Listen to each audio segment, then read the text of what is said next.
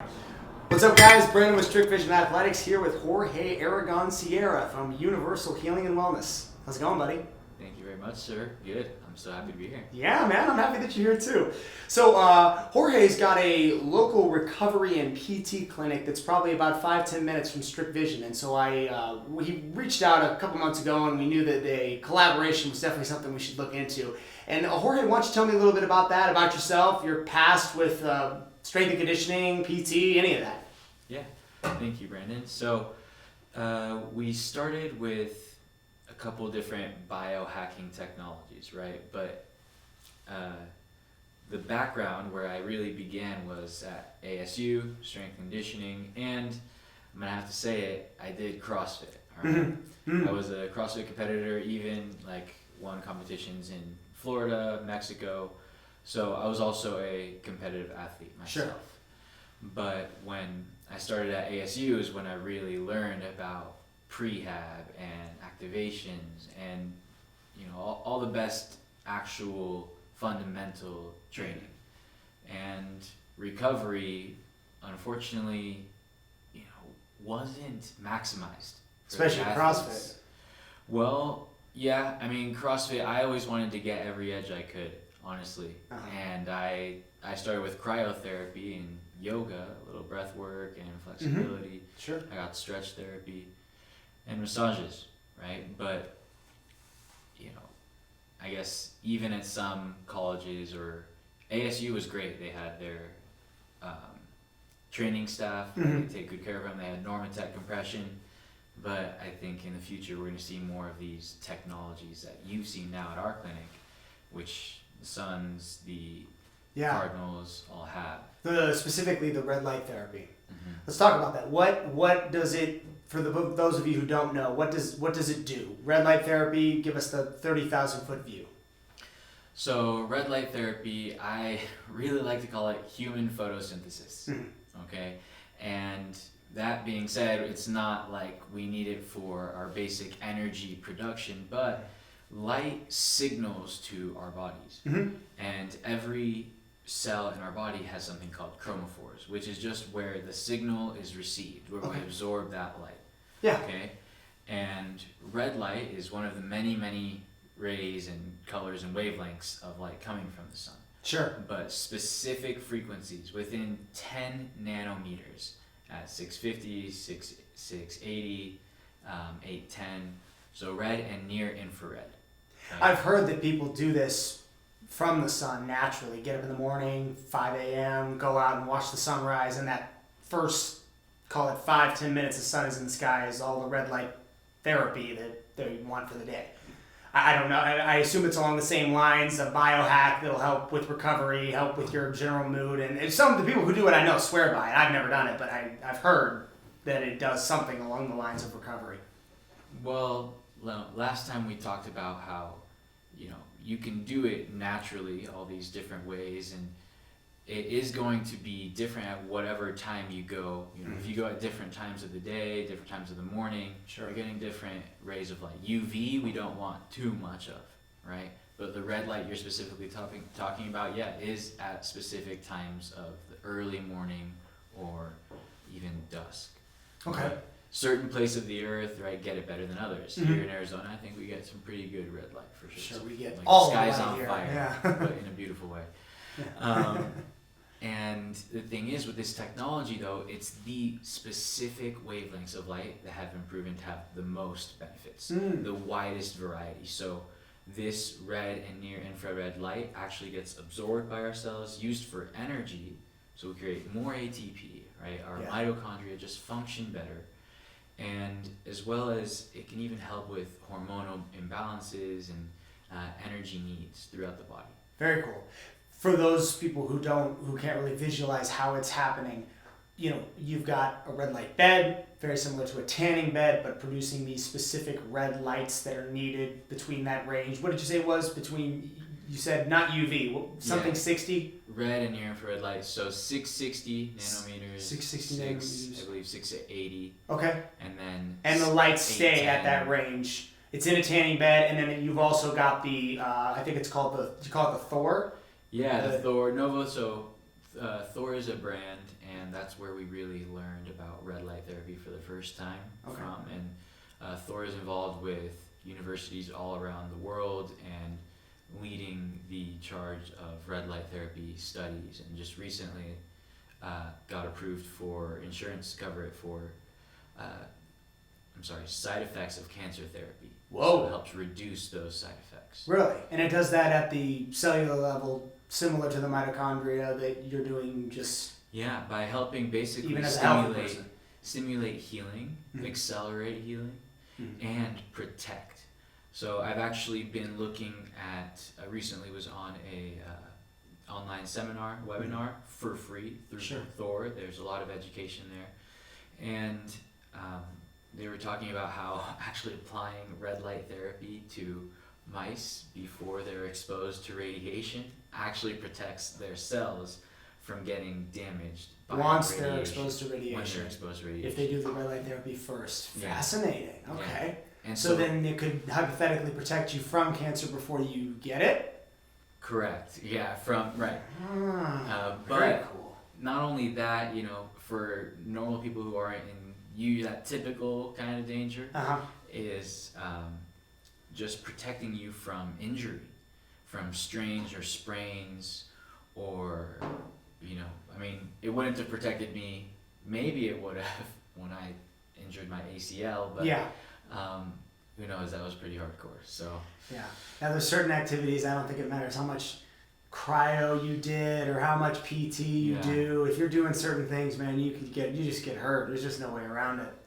Yeah, that was a big thing for us when I was with when I was training with PEP. Just injury prevention is such a big part of training now, and the emphasis on recovery today in 2021 is so much bigger in high sports performance communities than it was in the past. In the past, it was all about just pre-season camps, get in shape, bust your ass and get ready for the season. Now, with athletes really never getting out of shape and never really leaving the season, the emphasis is more so on recovery. And this is very cutting edge stuff. I had never even heard of this red light therapy, until a month ago.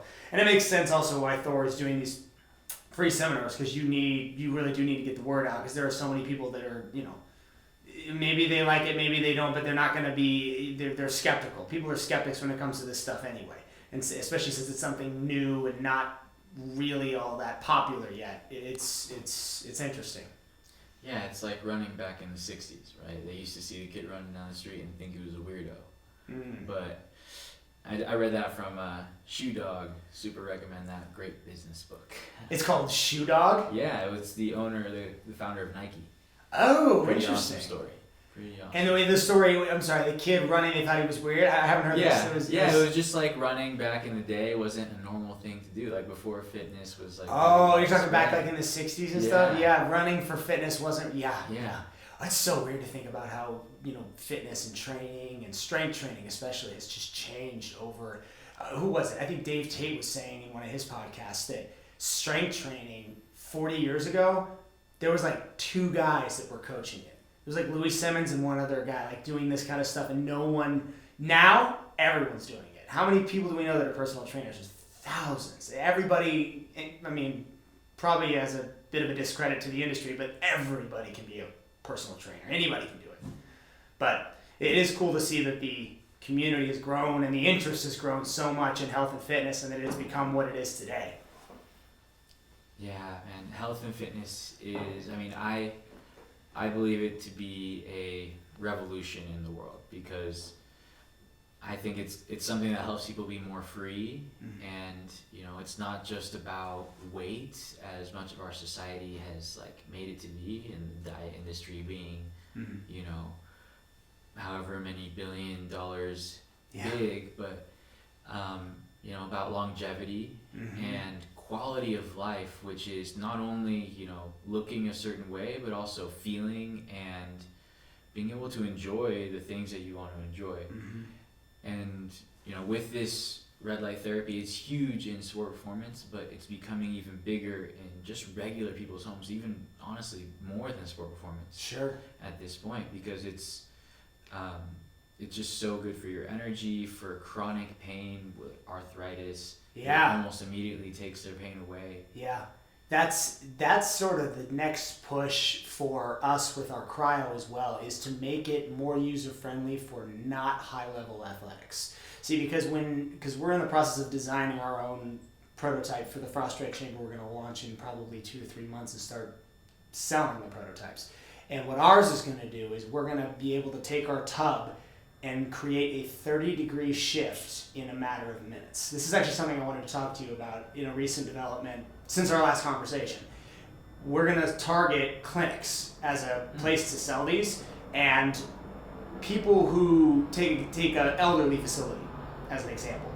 You're not going to get those people to jump into 30, 40-degree water. It's just not going to happen. But they'll get into 70-degree water, and then if you as the trainer can start them at 70 and dial it down gradually, bring it down 30 degrees over the course of 5 minutes that they're in there, well, that'll help them to, okay, I can't go anywhere, okay, I'll bring it back. Okay, I'll bring it down. And that's what our prototype is going to do. It's going to be an ice bath that starts at a temperature and can swing.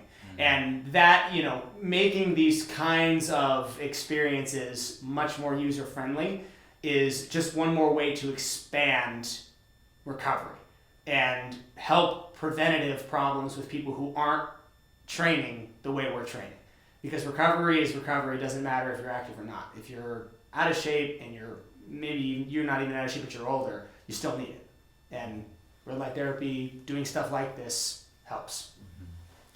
Yeah, and I mean, that being said, that's one of the things that made us really look into red light therapy in the first place, because I was at a cryotherapy place the first time we ever heard of red light therapy. It was after a CrossFit regional competition, and when I was there, I was super into cryo and yoga. My mom went with me to this place because she was coming to see me compete, and when I was in the cryo, she was talking to the owner about the red light therapy. They just had like panels in a room, a little closet that they built, and you walk in there and take all your clothes off, just stand there for a few minutes. Yeah. Was it like were you cased in, or were you in one of those little tubes? With you your were head standing sticking out? just like in your own little closet. I mean, it was our first introduction to red light therapy, and when my mom learned about I'm sorry, I thought you were saying cryo. So it was red light therapy. It wasn't Okay, gotcha. So I was doing cryo, but she was talking to the owner about the red light therapy. I see it. And when I came out, she was like, okay, this is the real thing. And I thought at first it was just because she, couldn't handle the cryo. Yeah. But as we looked into the studies, there were just thousands and thousands of studies proving red light therapy, near infrared light therapy, had so many wide health benefits. There were no negative side effects, and it worked almost immediately. And depending on the issue, it could completely resolve the issue. So red light therapy, there are so many studies behind it, and it's growing every year. And at our office, the beautiful thing is it's my mom, who is a internal medicine specialist. She's been practicing for decades, but with her, that's the Western, technology and pharmacy, but we've involved these other technologies, the biohacking, but biophysics is actually the actual term for it, and those are like Eastern philosophy, right? Light, earth, cold, compression. Compression is. I don't know if compression is. I don't know how to call it Eastern, because it's such a new, like the technology to create compression is not. That's not like an old Eastern thing. Like that's a new technology. It's just, I feel like the push is just. I don't even know that I'd call it Eastern medicine. I mean, certainly cryo is definitely not Western medicine. That's some old stuff. People have been doing that for a while. But anything that isn't pills is what I think. That's the way everything should go. That's the way that health and medicine should steer. Because it's just so much less invasive. And you take something as simple as diabetes. I mean, cryotherapy has been proven to reduce or entirely diminish the symptoms of type 1 and type 2 diabetes. But you're never going to hear a doctor tell somebody, oh, hey, you have, before I prescribe this, you need to do an ice bath 4 times a week for 3 months. And we're going to see how your insulin levels are after that. It's not going to happen. No, he's going to put you on He's going to get you on insulin. He's going to start the medication, and that's just kind of the way it goes. And I see this as, I mean, ice is cheap. You don't need a frost-right chamber. You can make your ice, but you can take a cold shower. There are so many things that people can do on their own. You don't know what you don't know, but if you do know, and if the education is more readily available, I feel like people will take that, because what do they have to lose? It's free, almost free. It's you're not taxing your body, but of course, taking a pill is a lot easier. I'm putting it out there right now. I'm going to make a PDF on biohacking for free, and I will have it to you soon. Sweet. Okay? So, I mean, there's so much, we want to get into, but I guess I'll go back to a couple of the technologies, if I could, that we have in our office. Yeah. So we have the red light therapy, which we've been talking about so much at this time. We have cryo, but it's only like a localized. It's not like a whole body thing. The wand dealio, yeah. Yeah. So we have that. We also have laser therapy that's local and just targeted to one area. And that was, I think, you had the two experiences. You did the whole body and you did the localized red light because you had a knee injury and a shoulder injury. Yeah. And I have so many people who wait a year before they come in to do something about their pain. Just live in pain. And they're just like, yep, I'll survive it. I've been living through it for the last month, now for the last 6 months, and now for the last year. Sucks. You don't have to do that, because the truth is that red light therapy, all of the studies show, like I said before, if you do it before, it'll prevent your injury. Mm-hmm. But if you do it immediately after the injury, it's going to help you recover. I want to put out there 300% faster. Yeah. And that was from my experience from... Mine too. Yeah. No, my shoulder feels great. Knee too. I do want to make sure I come back in at least once a week. On a personal level, my life right now has been nuts. School has just been so overwhelming, and with everything going on here and putting this all together, it's just, it's been a crazy few weeks, but I've been for the last really 3 days, I'm like, it's just, there's no reason not to go in at least once a week, and I'm going to. I gotta come back because it's so close. It's so close, and it works, and it did help, and it really did. My shoulder is, I would say, 98%, 99% better. I don't have that grind. It doesn't hurt. Doesn't sting. The knee, the only time it hurts is if I twist it. If I sit with my foot up and my knee is out, the exact way that it was cranked, then it hurts. Yeah. But for sure. I mean, I don't remember, what was it that you hurt your knee again? Jiu-jitsu. Yeah. For sure. It's a good, in my head, I'm like, it'd be really fun to do jiu-jitsu routinely, competitively. Yeah. But you get hurt in real world application, and with everything I'm doing, with as active as I am and how demanding because I'm, training is a very physically demanding job. I mean, I can't, if I get hurt and I'm on crutches, if God forbid I needed surgery, I would be, no clients, no money, no progress in the company.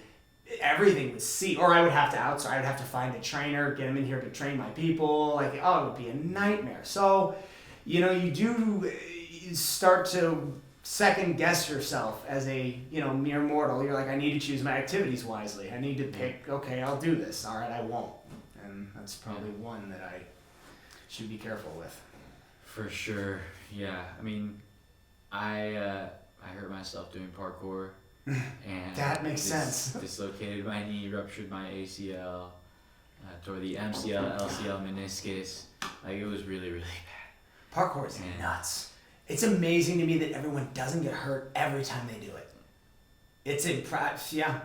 I know there's ways to train it. I've seen those gyms people go to. And I went from a young man's game. I went from a padded gym though, where I'd been practicing and training just after I'd picked up, I hit a really low point after I got out of CrossFit. Sure. And then with the technology's help, started to kind of go up again. Mm-hmm. But I got into parkour because I was like, I don't want to do CrossFit. I want to do something crazy. And even crazier than CrossFit. I want to do parkour. Dude, my first job ever was coaching parkour for little kids with a lady from my CrossFit gym. Oh my goodness.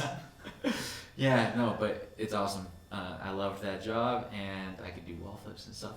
But I got back into parkour now at 26, and I went from a padded gym to the exterior, to the parks and the outside here in Scottsdale, and it was, the end of a long parkour session. I was wiped out, tired, and I wasn't as strong as I used to be. I wasn't as good as the coach I was training with, and he was like, "No, I'm not gonna do that. It's too much impact." And I was like, "I can do it." So I went for it, and What was it?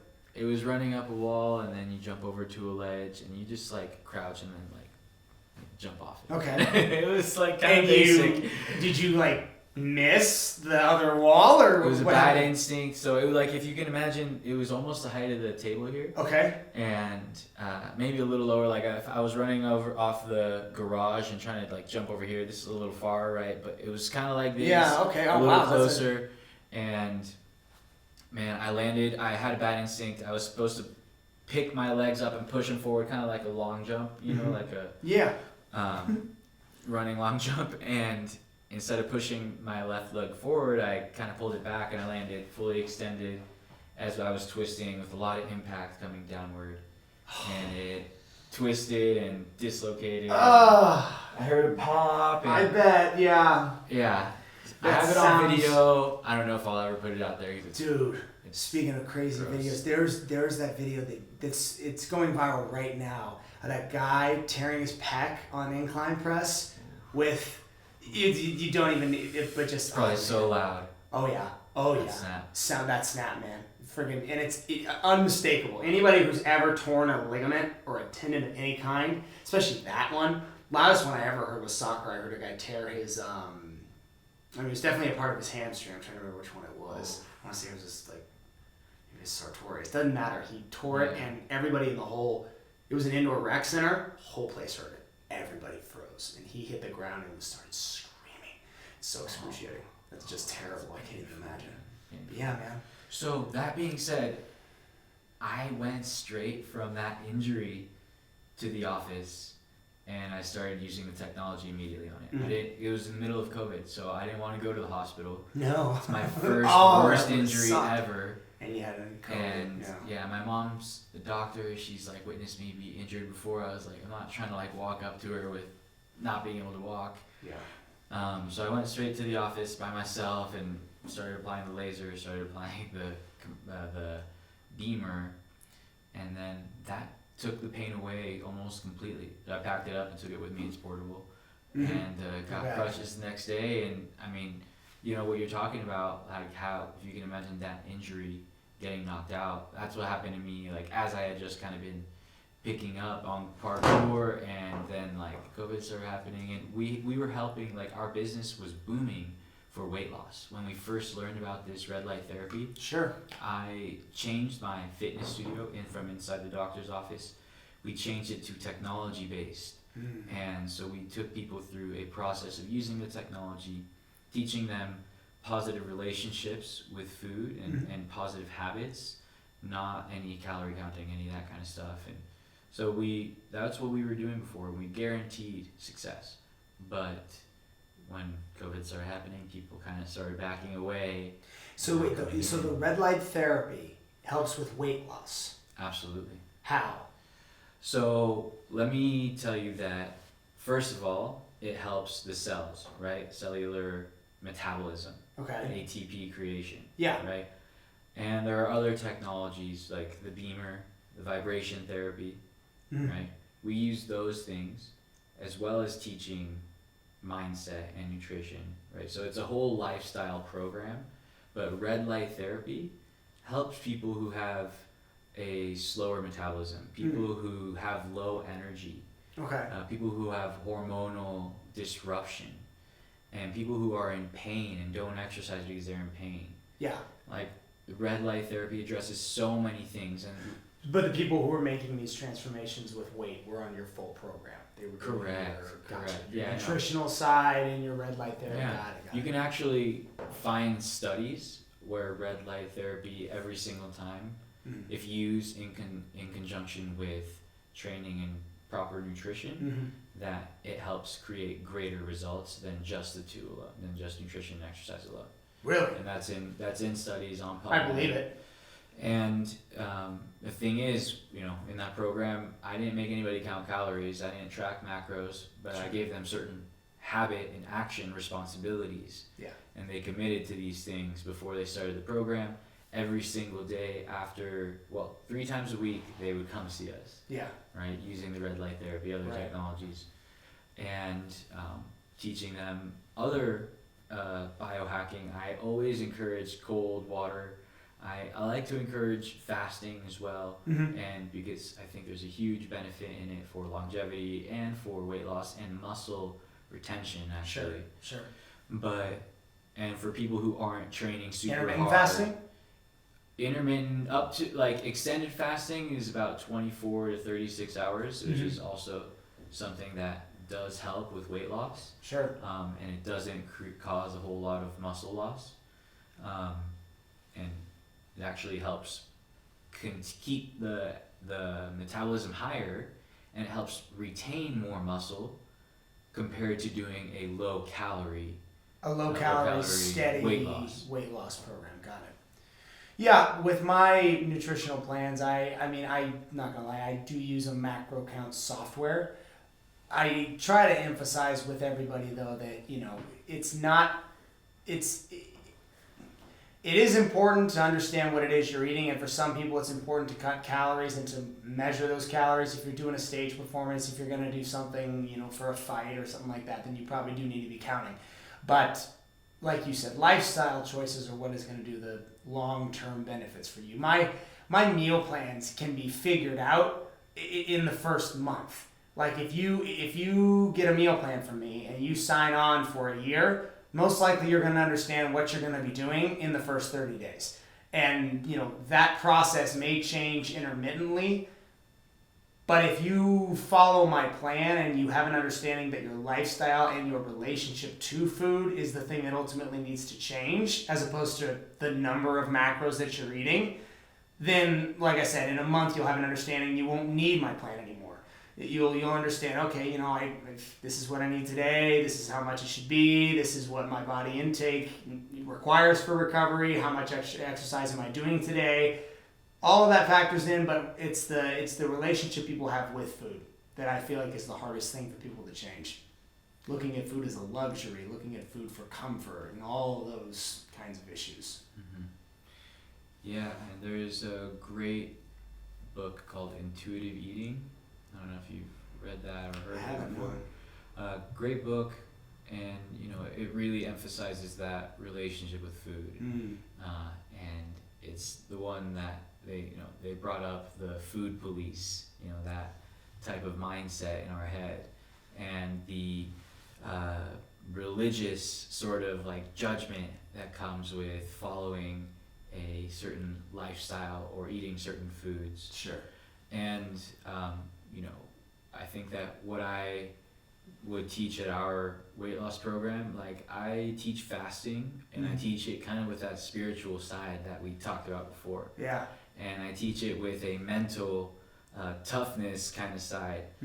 But not everybody, I don't start everybody on that for the first time. Yeah. And some people, before I have them fast, I actually need them to feel like they can eat as much as they want to, so they're allowed to.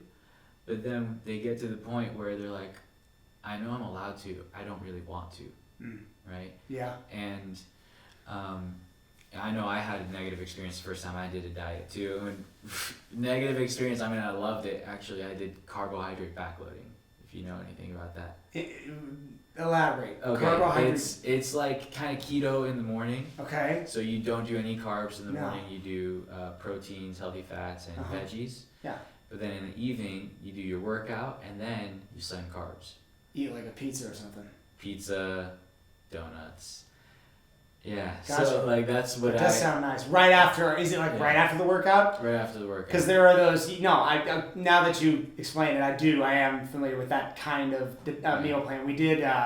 We used to do something similar to that with some of usually the bigger guys, the linemen, the O-line academy. We would have them on that kind of a plan. They would eat in the 20 minutes after a workout, like right afterward, when your body is just in need of glucose beyond anything else. Yeah. We just have them eat cake, have them eat donuts, Oh have them my eat God. cereal, Yeah. have them just like, all right, man, here you go, let's go, that and a protein shake, and just eat Yeah. like crazy, like one giant meal, and they would just, Yeah, trying to get huge. Yeah. I mean, it does work. It's not necessarily the recipe I would give somebody who wants to lean out, but if you wanna, I got chubby. yeah, you get fat. I Those got a guys little are chubby, fat. but I mean, like, you get strong. my though. coach at that time, he was telling me he didn't want me to run for a year because I was trying to get stronger. Really? Yeah, man. I was like, Yeah, he wanted you to gain. I was a track athlete in high school, so like I went to a small charter school, but like my senior year in track, I won 4 gold medals. Nice. So I ran Which events? the 400. I ran the 800, 4x8, mile, and 400. What's your fastest mile? Fastest mile was like 440 something. That's good. Good, man. That's So, awesome. That was track. That was my big thing. But then I had enough of track because I started competing at 12 years old. I had my first national meet. But then I was like, I've had enough of track. I chose not to do it in college, which, you know, if you're like me and you have some high-end athletic experience, but then you're choosing not to do it through college, I mean, I would really recommend that route now that I've been through it. But not doing your... do college, yeah, I went for CrossFit. Yeah. I was like, man, actually, so, I mean, it's led me down the path that I've been to now because I was in CrossFit for 7-8 years. Mhm. I started when I was 16, started competing when I was 18, and I competed all through college. I did 1 more year after college where I got to like the highest, my peak level, and then CrossFit themselves cut out the CrossFit Regionals, which is like the kind of in between from like local and state level to The games. the games. Yeah. There was the regional, which is multi-state. Got it. And even sometimes countries. Did you have a goal of reaching the games? I wanted to go to the games, man, but the yeah, it's like almost impossible. Yeah, you I know? can imagine. Well, that's the Super Bowl of that event. Yeah. I mean, it's how many people? What? 200 people reach each year? How many competitors go each year? 40 individual men, 40 individual women. In the whole world. In the whole world, those are the individuals. But then there are different categories. They have teams. Yeah, team events and They stuff, have yeah. I will say it's very entertaining to watch. It's pretty sick. Just like that, I love watching that, and I love watching strongman. Those are two things, 2 events where I'm like, okay, I would never do this, but I really like watching it. I love seeing, you know, human potential pushed to that degree, especially strongman. Strongman is so cool. I've gotten a real affinity for that, like in recent years. I love watching those guys compete. It's so impressive. Yeah. I know. I got super into weightlifting, Olympic weightlifting, and as a young athlete, like going from athlete in, you know, major sport like track to athlete in CrossFit, and I was super into like military style training, SEAL fit style stuff. Sure. So like that, you know, I don't know. I don't want to get too much into that, but the point is that I went from all of that to in sport performance at ASU, all of that competition and training and high level like national competitions, all that, to helping people in the doctor's office. Yeah. Who were a little less motivated, who were less capable. Yeah. Totally different demographic. Yeah, like a little less appreciative, right? I got super burnt out doing that. It was, I told you, like 120 square feet, 2nd floor in a doctor's office. And so I got kind a of little felt burnt like out. you were Super cooped up. Yeah, super trapped. Yeah. So with that, I stopped being the example of who I wanted to be and who I was really. And I started barely staying awake. Like I would take naps if I wasn't working. Sure. And at night I couldn't sleep. And I ate sugar all the time, and I drank alcohol all the time, like all kinds of stuff. And stayed up late. But then I started using the PEMF technology. And within 2 weeks of using that consistently, it completely transformed my energy. I was finally able to like start working out again and enjoy it, have energy, wake up and be awake all day. When I laid down, be asleep all night. Nice. And that was the PEMF, and that was 8 minutes. You don't feel anything. How long did it take before you felt these effects? Say you started. I felt better immediately. I felt One something. session. I felt something immediately. Now everybody feels something a little different. I do believe that it takes a lot of body awareness, which I feel that I have a lot of, and I could feel the electromagnetic field improving the things inside my body. The Sure. microcirculation. There's again more studies proving the benefits, and this technology itself is partnered with NASA, and because I don't know if you know this fun fact about EMF is that when our heart has an electromagnetic field, our brain has an electromagnetic field, the Earth has an electromagnetic field. Yeah, things like our And- phone can disrupt it. Mhm. I've heard. Yeah, yeah. But astronauts, when they go up into space and they get away from the Earth's electromagnetic field, they start to get more health detriment. So their circulation slows down. Have heard that. Yes. Coupled with the non-gravity environment, their muscles deteriorate, they atrophy. I've heard. Yeah, who knew? It's pretty unhealthy to be in space. Yeah, right? And so they've actually put this same technology into their spacesuits. Partnered with NASA. In their spacesuits themselves? Yes. Mm-hmm. Oh, so cool. Yeah. So they just turn it on? Yeah. Like once a day? Yeah. Oh, that's sick. And it's proven to last 12 to 16 hours. So if you do it twice a day, they leave, or they don't leave it on for 12 hours. They do it, then it lasts for 12 to 16 hours. Yeah. And that's the beamer? Is that the one? That's what you're referring to? Is that? Yeah. Not the bed, not the wall, not the... Right. You're That's the talking one about that changed my energy levels, my desire to exercise again, and my ability to sleep throughout the night, stay awake throughout the day. And it was just the microcirculation, how it affects that. I need to get my dad in to see you. That's... I need to push a little bit harder. I've mentioned it to him a couple times, but you remember I think he briefly touched on it the other day when we were talking. He has a neurological problem caused by a black mold exposure. And I don't fully understand black mold and what it does to you.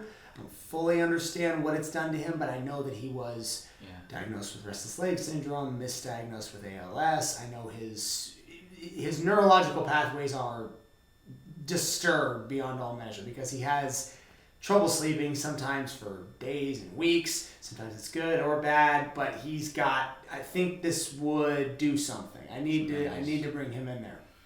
Yeah, I used to have an employee who actually had a toxic exposure to black mold, and she loved how she felt with the Thor and with the oxygen. But the Beamer, how it stirs up circulation, for her it felt a little too much, and some people feel nothing.